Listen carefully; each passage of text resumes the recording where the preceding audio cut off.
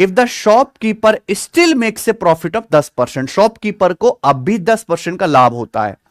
तो सवाल में आपसे पूछा है find the profit he would make if had sold it without discount, अगर वह बोतल को बिना किसी डिस्काउंट के बेचता तो कितना लाभ होता। बहुत बेसिक सवाल और आंसर बताना है परसेंटेज में। देखिए परसेंटेज में बताना है तो इसकी कोई जरूरत नहीं है मेरे भाई, ध्यान से सुनेगा। एक स्कीम में शॉपकीपर कितना डिस्काउंट देता है, 4% डिस्काउंट देता है, और डिस्काउंट देने के बाद भी शॉपकीपर को 10% का प्रॉफिट होता है। तो आपको पता होना चाहिए किसी भी साल में डिस्काउंट और प्रॉफिट परसेंटेज दिया है तो वहां सीपी से एमपी का रेशियो आसानी से निकाल सकते हैं।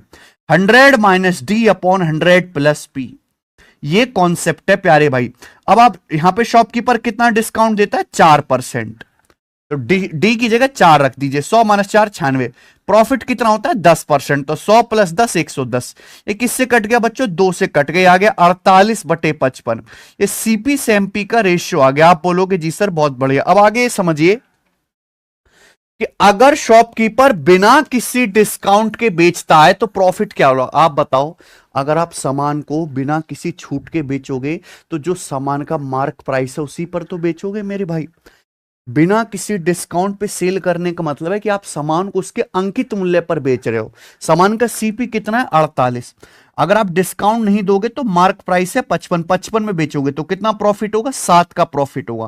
कितने पर, 48 के सीपी पर। परसेंटेज में कितना प्रॉफिट होगा, इंटू 100%, ये आ जाएगा मेरे भाई। ये किससे चला गया, ये 4 से चला गया 125 बार, ये 4 से चला गया भैया 48 12 बार। ठीक है जी, आप बोलोगे यस सर बिल्कुल सही। तो ये आ जाएगा यहां पे 14 पॉइंट समथिंग आएगा बी ऑप्शन, ठीक है ना। क्योंकि 7 गुणा ये 25/12, अगर 25 को 12 से भाग कर देंगे तो 2 + 1/12 हो जाएगा। तो 7 दूनी 14 प्लस 7/12 आएगा, 14.58% हो जाएगा ना। 7 की 2 में गुणा करेंगे 14 और 7/12 यानी कि 0.58। ठीक है, अगला सवाल, सवाल नंबर 2। ए एक काम का 2/5 6 दिन में कर सकता है, बी 2/3 12 दिन में कर सकता है। ए और बी एक साथ मिलकर 6 दिन तक काम करते हैं, बचा काम सी अकेला 8 दिन में पूरा करता है।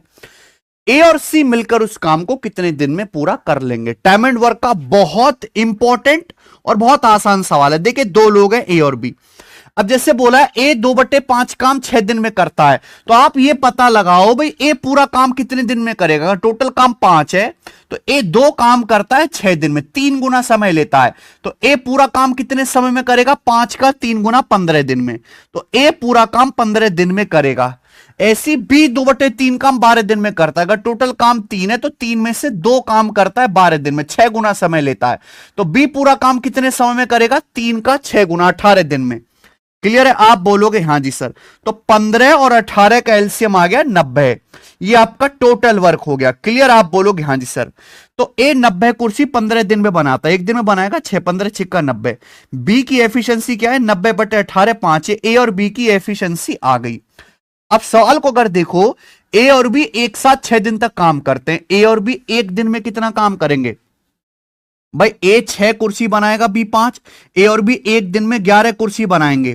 तो इस हिसाब से ए और बी 6 दिन में कितना काम करेंगे, 66। तो अगर 90 में से 66 काम हो गया तो बचा काम कितना, 24 यूनिट काम बचा है। क्लियर, आप बोलोगे हाँ जी sir clear.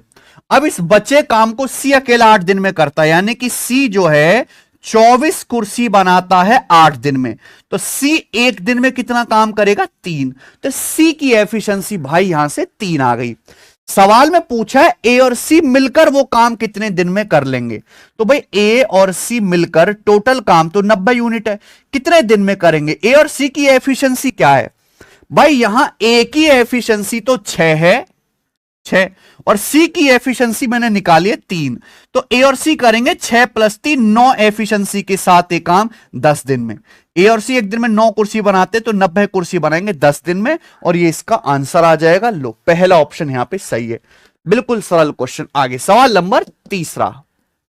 Zeeshan travel 294 kilometre at 42 kilometre per hour next 210 kilometre है 30 kilometre per hour, next 330 kilometre 66 kilometre per hour. Average speed बतानी है पूरी जर्नी की। सुनो भाई, एवरेज स्पीड कभी भी आपसे पेपर में निकालने के लिए आए तो एक कॉन्सेप्ट सीधा ध्यान रखो, कुल चली गई दूरी बटे कुल लिया गया समय, टोटल डिस्टेंस बटे टोटल टाइम, ये एवरेज स्पीड का कंसेप्ट है।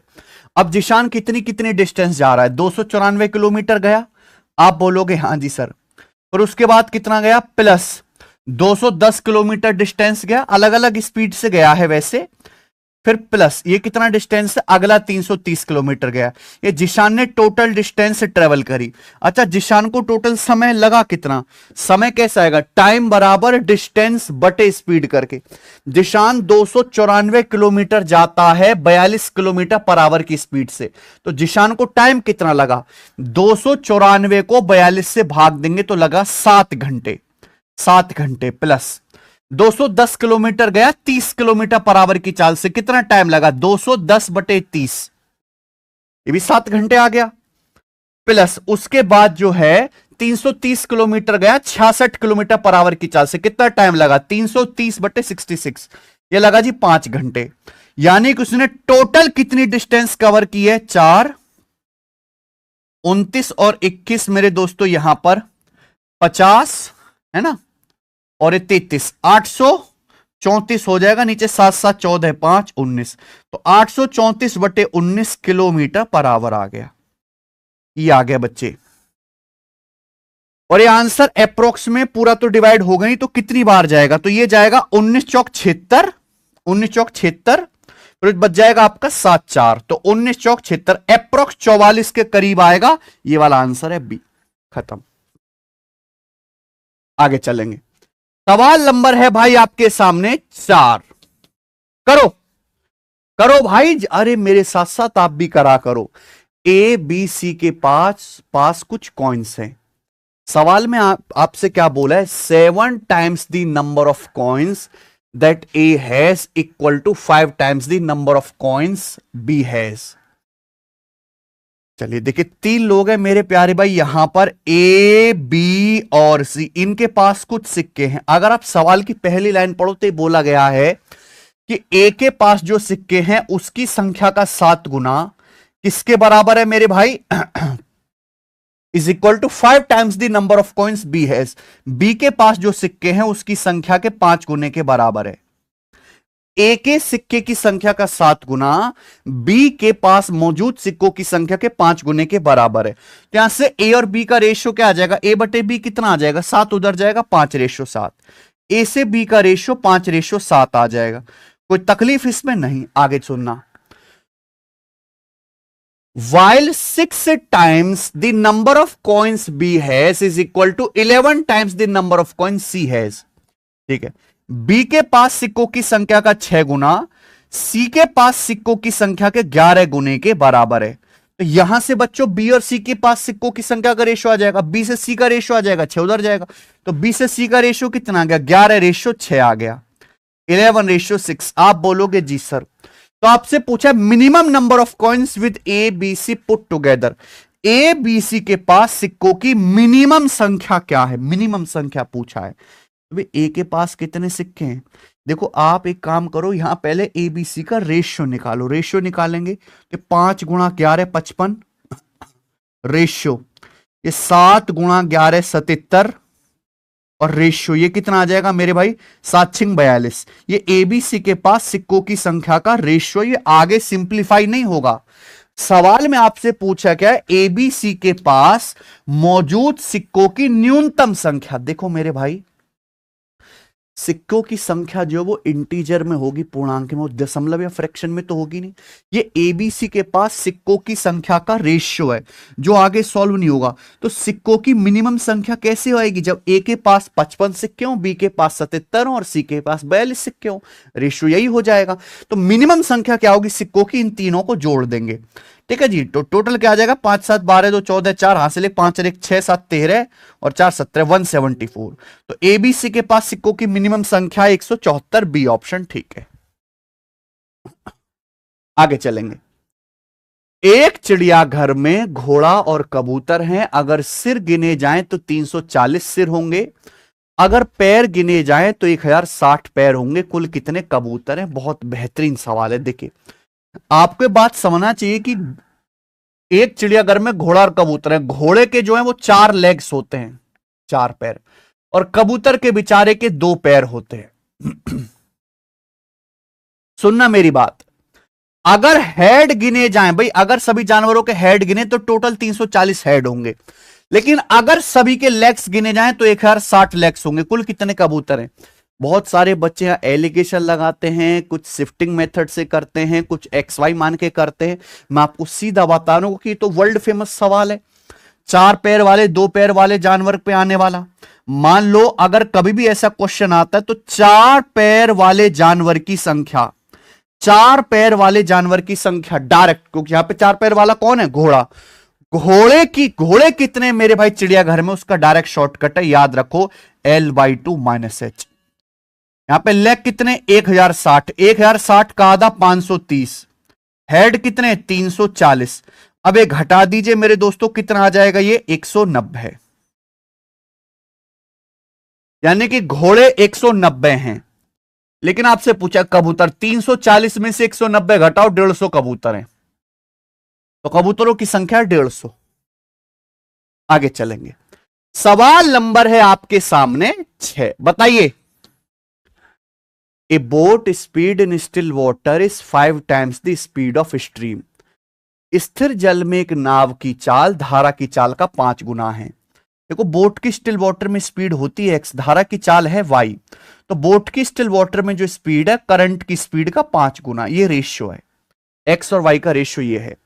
सवाल में ये बोला गया है, it takes 5 hours for the boat to cover 36 kilometre downstream and half the distance upstream. अगर नाव को 36 किलोमीटर डाउन स्ट्रीम और उसकी आधी डिस्टेंस अप स्ट्रीम जाने में 5 घंटे लगता है, तो सवाल में पूछा है बोट की स्टिल वाटर में स्पीड क्या है? x का मान आपसे पूछा गया है, बताइए बच्चों कैसे करेंगे? बहुत बढ़िया सवाल है। देखो दोस्त, आपको यहां पे डाउन स्ट्रीम और अप स्ट्रीम का टोटल टाइम दिया हुआ है, यह है रेशियो, x और y का रेशियो 5:1। बोट की स्टिल वाटर में स्पीड करंट की स्पीड का 5 गुना है, तो अगर रेशियो हटाऊंगा तो एक वेरिएबल से गुणा हो जाएगी। अगर ये x 5k है तो y है k। ठीक है भाई, आप बोलोगे से 5k है तो y कितना है? k है, आप बोलोगे जी। अब आप मुझे एक बात बताना, यहां से बोट की डाउनस्ट्रीम स्पीड कितनी आ जाएगी? x + y, यानी कि 5k + k 6k। बोट की अपस्ट्रीम स्पीड कितनी आ जाएगी? x - y, 5k - k 4k आ गया। आप बोलोगे हाँ जी सर। तो अगर एक नाव 36 किलोमीटर डाउनस्ट्रीम जाते तो डाउनस्ट्रीम की स्पीड से जाएगी 6k की स्पीड से, कितना टाइम लगेगा? टाइम बराबर डिस्टेंस बटे स्पीड, और धारा की विपरीत दिशा में आधी दूरी है भाई। 36 किलोमीटर का आधा 18 किलोमीटर, 18 किलोमीटर जाती है अपस्ट्रीम, अपस्ट्रीम जाएगा 4k की स्पीड से, और टोटल समय कितना लगा? टोटल समय लगा 5 घंटे। मैंने टोटल टाइम को इक्वल कर दिया। टाइम कैसे निकाला? डिस्टेंस बटे स्पीड करके। 36 किलोमीटर डाउनस्ट्रीम जाओगे 6k की चाल से, उसका आधा 18 किलोमीटर अपस्ट्रीम जाओगे 4k की चाल से। ये हो गया बच्चों, तो 6 से 36 आपका 6 बार कट गया, 2 नाम 18, 2 दूनी 4, ये कितना आ गया मेरे भाई? हो जाएगा 6 दूनी 12, 9 21, 21 बटे 2 के बराबर 5। ठीक है, सवाल में आपसे पूछा है एक्चुअली स्टिल वाटर में नाव की चाल, स्टिल वाटर में नाव की चाल यानी कि x की वैल्यू पूछे 5k। तो अगर मैं k को उधर ले जाऊं तो ये क्या बचेगा? 21 बटे 2 नहीं आ जाएगा सीधा 5k? आप बोलोगे जी सर ये तो बहुत बढ़िया हो गया, और 5k की वैल्यू आ गई 21 बटे 2, और 21 बटे 2 होता है 10.5, यानी कि 10.5 इस सवाल का आंसर है। ऑप्शन नंबर बी करेक्ट है। नाव की शांत जल में चाल 5k की वैल्यू निकालनी थी, 10.5 किलोमीटर बराबर आ गया। बहुत बड़ा सवाल नंबर 7 करेंगे। यदि 128 रेशियो y, देखो ये है प्रपोर्शन का साइन, y रेशियो 8 है, तो y का पॉजिटिव वैल्यू बताओ क्या होगा? कैसे करते हैं भाई ऐसे सवाल को? जब भी ऐसा प्रोपोर्शन का साइन है समानुपात, इसका मतलब बाहर बाहर वालों की गुणा और अंदर अंदर वालों की गुणा बराबर होनी चाहिए। यानी कि y गुणा वाई स्क्वायर बराबर आ जाएगा 128 गुणा 8, 128 गुणा 8। क्लियर है? आप बोलोगे जी सर 128 गुणा 8 यानी कि कितना? 1024, इसका अंडर रूट 32, तो y की वैल्यू 32 आ गई और ये आंसर है ऑप्शन नंबर बी है। एकदम सीधी सी बात। सवाल नंबर 8, गोविंद ने 5200 के कुल कॉस्ट पर 2 आर्टिकल खरीदे, एक आर्टिकल को 28% लाभ पर, दूसरे को 12% लॉस पर बेचा। अगर गोविंद ने दोनों वस्तुओं को कुल 5656 रुपए में बेचा है, तो सवाल यह है कि दोनों वस्तु के सीपी का डिफरेंस क्या है, क्रिया मूल्य का अंतर आपको बताना है। सोचो बजे भाई सवाल को आप कैसे बनाओगे। देखो कई सारे तरीके हैं, आपसे सीपी का डिफरेंस पूछा है। अगर आप प्रॉफिट या लॉस परसेंटेज पे एलिगेशन लगाते हैं, एलिगेशन मेथड बताता हूं, प्रॉफिट लॉस परसेंटेज पे एलिगेशन लगाने से सीपी का रेशियो आता है। गोविंद ने 2 आर्टिकल खरीदे, टोटल कितने रुपए में भाई? 5200 रुपए में। उसने पहले आर्टिकल को बेचा 28% के लाभ पर, 28% के प्रॉफिट पर। दूसरे आर्टिकल को बेचा 12% लॉस पर, लॉस यानी कि नेगेटिव 12% लॉस पर। कुल मिलाकर कितना लाभ हुआ? 5656 का। अब आप बताओ, दोनों आर्टिकल उसने 5200 रुपए के खरीदे गोविंद ने, और दोनों आर्टिकल कुल मिला के 5656 के बेचे। अगर 5200 रुपए का सामान 5656 में बेचा तो 456 का प्रॉफिट हुआ। 5200 के सामान पे 456 का प्रॉफिट हुआ। परसेंटेज में कितना प्रॉफिट हुआ भाई? गुणा 100%। तो आप ये पता लगा लो कि गोविंद को दोनों सामान पर मिलाकर ओवरऑल कितने परसेंट का फायदा हुआ। 5200 का सामान 5656 में बेचा तो 456 का फायदा हुआ, घटा के आ गया। तो देखिए 2 जीरो कट जाएगा और उसके बाद 4 से भी कट जाएगा भाई 114 बार, और 4 से कट जाएगा 52 13 बार। तो ये स्टूडेंट आ गया 114 बटा 13% का गोविंद को ओवरऑल प्रॉफिट हुआ। यहां तक किसी बालक को कोई समस्या? आप बोलोगे सर समस्या है हमारे दुश्मनों को। मेरे भाई ये एलिगेशन लगाना बहुत आसान है यहां, क्योंकि यहां बटे 13 आ रहा है तो थोड़ा सा इजी करने के लिए पूरे को 13 से मल्टीप्लाई कर देते हैं। अगर 28 की 13 में गुणा करेंगे तो कितना आएगा? 280 और 84 यानी कि 364%। ठीक है, यहां 13 की -12 में गुणा करेंगे तो माइनस का 156%। ठीक है, यहां 13 से गुणा करेंगे तो 114%। अब आप एलिगेशन लगाओ, बिल्कुल इजी हो जाएगा। ठीक है भाई, 114 में से माइनस का 156 घटाएंगे तो आ जाएगा 270। 364 में से 114 घटाएंगे तो आ जाएगा आपका 250। तो ये आ गया रेशियो, 0 से 0 कट जाएगा यानी कि 27:25।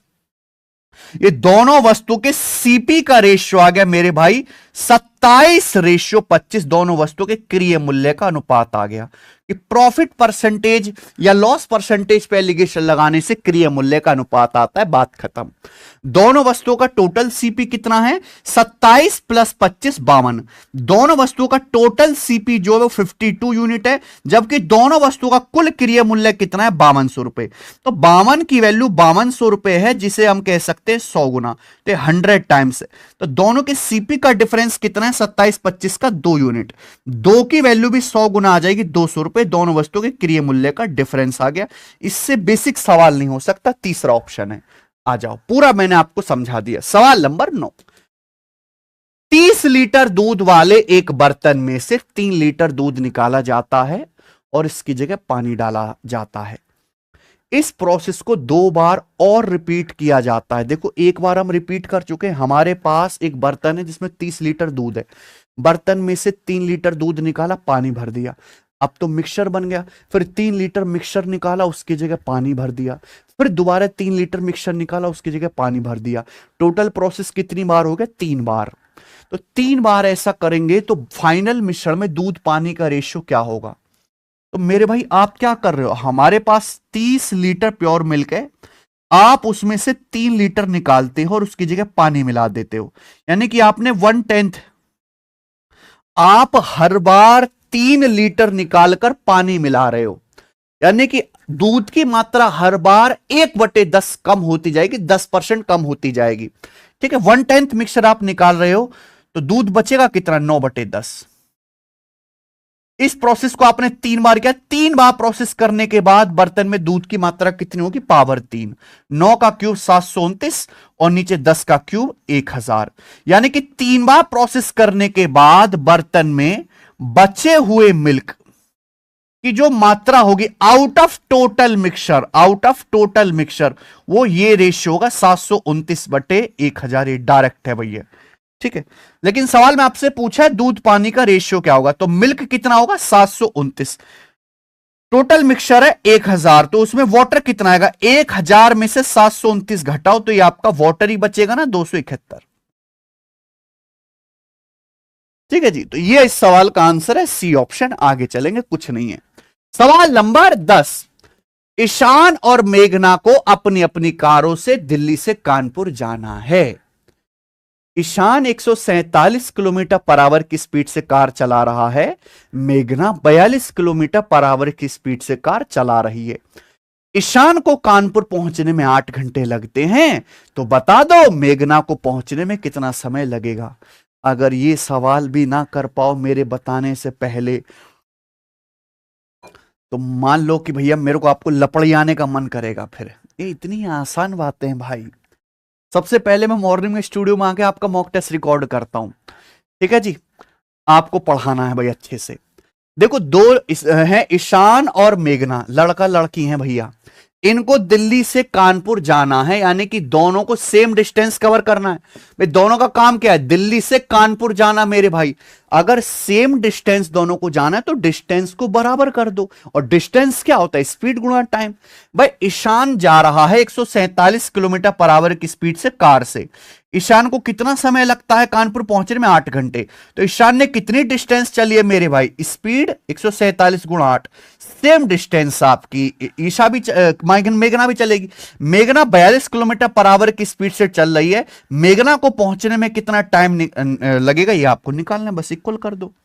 21 दूनी 42 और 21 सत्ते 147, 2 से 8 चला जाएगा 4 बार, यानी कि 7 चौक 28 घंटे।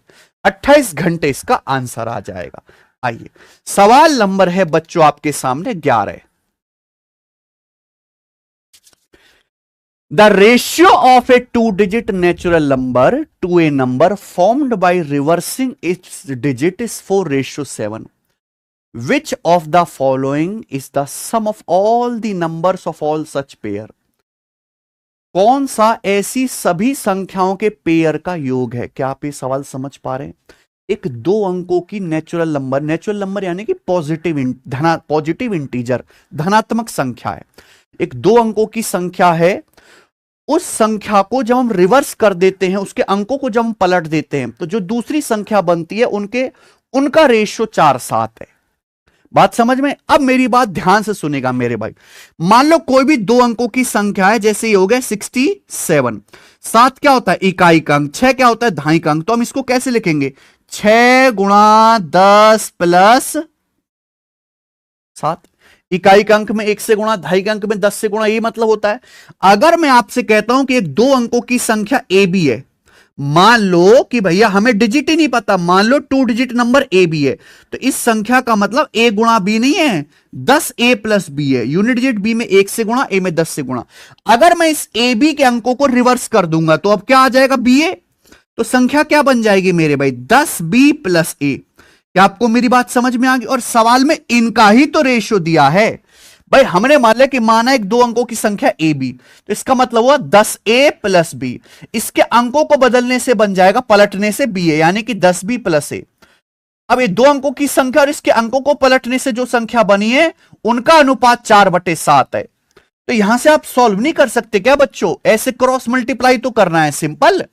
7 2 70a और ये 4a, डिफरेंस आ जाएगा 66a बराबर 7b। 7 की बी में गुणा 7b, 10 चौक 40b। 40 और 7 का डिफरेंस 33b आ गया। तो यहां से a बटे b आ जाएगा भाई 33/66, यानी कि 1/2। a बटे b आ गया 1/2। यानी कि मैं ये कह सकता हूं कि अगर धायिकांक ए है तो इकाइकांक बी है धायिकांक ए है इकाइकांक बी है, तो उनका रेशियो 1:2 है ना। ए और बी जो संख्या के दोनों डिजिट्स हैं उनका रेशियो 1:2 है। एक बताओ डिजिट क्या होते हैं? 1 2 3 4 5 6 7 8 9 0, यही सब डिजिट है। अगर यहां पे संख्या के अंकों का अनुपात 1:2 है, लेकिन संख्या क्या होगी फिर? 12 हो सकती है, और 12 के अंकों को पलटेंगे तो 21 आ जाएगा। अगर आप देखो 12 21 का रेशियो क्या है? 3 से जाएगा, 3 चौक 12, 3 7 21, 4 7 है कि नहीं? आप बोलोगे हाँ जी सर। यानी कि एक पेयर तो ये बन गया 12 और उसके अंकों को पलटने से 21, 1 2। लेकिन ये रेशियो 1:2 है, 1:2 का रेशियो डबल भी तो हो सकता है, 2:4। तो मैं ऐसे भी तो लिख सकता हूं कि भाई अगर संख्या 24 है तो 24 के अंकों को पलटने से क्या आ जाएगा? 42। संख्या के अंकों का रेशियो 1:2 होना चाहिए, तो मैं ऐसे भी लिख सकता हूं 36। 36 में भी तो 1:2 है, अंकों को पलटने से आ जाएगा 63। मैं ऐसे भी तो लिख सकता हूं 48। भाई 1/2 को 4/8 भी तो लिख सकते हैं आप, तो 48 के अंकों को पलटने से आ जाएगा 84। भाई रेशियो ले लो, देखो इनका रेशियो क्या आएगा? 12 चौक 48, 12 सत्ते 84। आप 1 2 को 5 10 भी लिख सकते, नहीं ये गलत हो जाएगा। 10 एक डिजिट नहीं है, 10 तो खुद 2 अंकों की संख्या होगी। यानी कि यही 4 पेयर बनेंगे। आपसे पूछा था कितने पेयर बनेंगे? 4 पेयर बनेंगे। आपसे पूछा इन सब का सम, इन सब का सम आपसे पूछा है, तो आप पूरा मत जोड़ो, आप यहां पे केवल इकाई अंक मैच कर लो। 2 और 1 3, 4 2 6 9 हो गया, 9 9 18, 8 हो गया, 8 4 12, 2 हो गया, यानी कि 8 2 10, एंड में आएगा 0। ये आंसर है। आपको इन सबको जोड़ लेना था। आ जाते हैं प्यारे बच्चों, सवाल नंबर है आपके सामने 12। एक रिटेलर डिस्काउंट ऑफर करता है एक स्कीम में, बाय 3 गेट 1 फ्री। एक रिटेलर कहता भाई साहब हमारी दुकान में स्कीम चल रही है, 3 वस्तु खरीदो, एक आप मुफ्त में ले जाओ, हमसे फ्री ले जाओ। एवरी आइटम कॉस्ट 3000, हर आइटम पे क्या कॉस्ट लिखा हुआ है? 3000। He gave a discount of 20% on the total bill to his relative. अब उसकी दुकान में रिश्तेदार आया, अब उसने अपने रिश्तेदार को टोटल बिल पर 20% का डिस्काउंट और दिया। तो आपसे पूछा if his relative takes home 4 item, अगर उसका रिलेटिव घर 4 आइटम ले जाता है तो भैया उसके रिश्तेदार ने कितना पेमेंट किया होगा? बहुत बढ़िया, देखो ये तो ऑफर चला ही रहा है, चाहे आम मानस आए या रिश्तेदार आए, कि बाय 3 गेट 1 फ्री का ऑफर तो चला ही रहा है। यानी कि दुकानदार क्या करेगा? दुकानदार कह रहा है 3 वस्तु का पैसा दो और घर को 4 ले जाओ, 3 का पैसा दो, 1 फ्री मिल जाएगी, घर को 4 ले जाओ। यानी कि अगर दुकानदार 4 वस्तु ग्राहक को दे रहा है तो केवल 3 आर्टिकल का ही पैसा लेगा। अगर एक आर्टिकल का कॉस्ट 3000 है तो 3 आर्टिकल का कॉस्ट हो जाएगा 9000 रुपए। तो दुकानदार केवल 9000 रुपए लेगा 3 वस्तुओं की कीमत, और अपने कस्टमर को 4 वस्तु दे देगा। रिश्तेदार ने कितनी वस्तु घर लेके गया? 4 वस्तु घर लेके गया, तो 9000 का पेमेंट करना पड़ेगा। लेकिन चूंकि रिश्तेदार है भी उसका साला है, डिस्काउंट देना पड़ेगा। कितना डिस्काउंट देगा? टोटल बिल पे 9000 रुपए का बिल बना है, 20% का डिस्काउंट और देगा, तो 9000 का 20% हो जाएगा 1800 रुपए। तो रिश्तेदार कितना पे करेगा? 7200। इस सवाल का आंसर है डी। इतनी इजी सी बात थी। सवाल नंबर 13 देखेंगे। राम, अनवर और अमित का एवरेज वजन 45 किलो है। राम अनवर का एवरेज 44 किलो है। अनवर अमित का एवरेज वजन 42 किलो है। तो अनवर का वजन ज्ञात कीजिए। बहुत शानदार सवाल है भाई ये। अच्छा, जितना शानदार सवाल है उतना बेहतरीन मैं आपको इसको करने का तरीका भी बता दूंगा। देखिए 3 लोग हैं, राम, अनवर और अमित, 3 लोग हैं। इन तीनों लोगों का एवरेज वजन दिया हुआ है, तीनों लोगों का। फिर यहां पे 2-2 का पेयर का एवरेज वजन, राम अनवर का दिया हुआ, अनवर अमित का दिया हुआ। पूछा किसका? अनवर का। ध्यान से देखो यहां पे अनवर कॉमन है, जो 2-2 लोगों का पेयर दिया है वहां पे अनवर कॉमन है, और इसी तरीके से सवाल सेट किया जाएगा, बस डाटा अलग होगा। अगर आप यहां पे ध्यान से देखो, राम और अनवर, राम को मैं आर लिख लेता हूं, अनवर को मैं लिख लेता हूं एन। राम और अनवर का एवरेज वजन 44 केजी है, एवरेज 44 केजी है। तो टोटल वजन कितना होगा? 44 का दुगना 88 किलो। अब ऐसे ही आप मुझे बताओ अनवर और अमित का। अनवर और अमित का, अमित को मैं ए लिख लेता हूं, इनका एवरेज वजन 42 है, दो लोगों का एवरेज वजन 42 है, तो टोटल वजन कितना होगा 42 गुणा 2।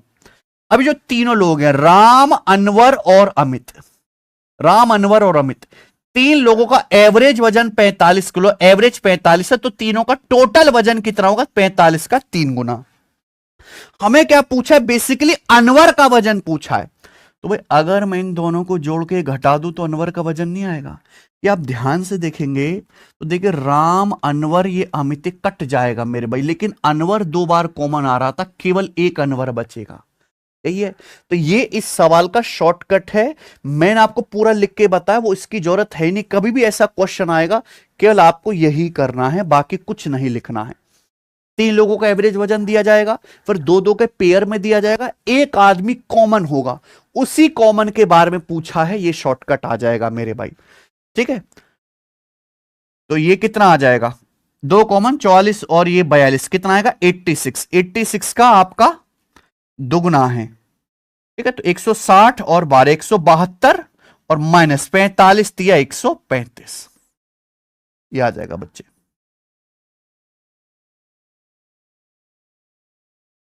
सैंतीस, कितना आएगा 37 किलो। ऑप्शन नंबर यहां पर ए करेक्ट है।